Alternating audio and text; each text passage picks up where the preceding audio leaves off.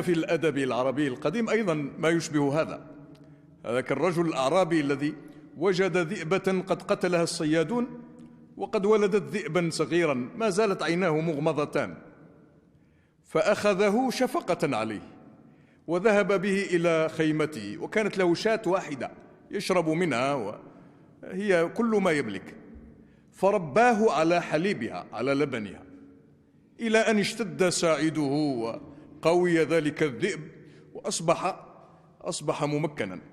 فخرج الأعرابي ورجع فوجد الذئب قد سطى على الشاة وبقر بطنها، مزقها، أكل منها وهرب.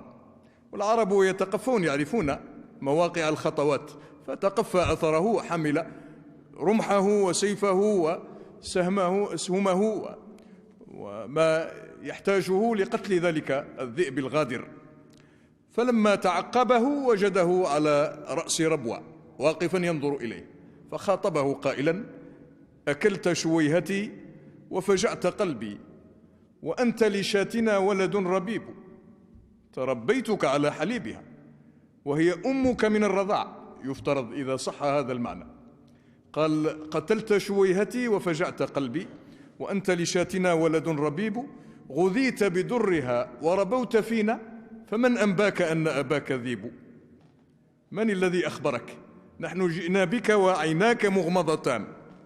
ولكن قال قولة: إذا كان الطباع طباع سوء فلا أدب يفيد ولا أديب. الغريزة والأصل هو الذي يجذب إلى ما لا تحمد له عقبى. ولهذا قال: إذا كان الطباع قتلت شويهتي وفجعت قلبي، وأنت لشاتنا ولد ربيب، غذيت بدرها وربوت فينا، فمن أنباك أن أباك ذيب. إذا كان الطباع طباع سوء فلا أدب يفيد ولا أديب.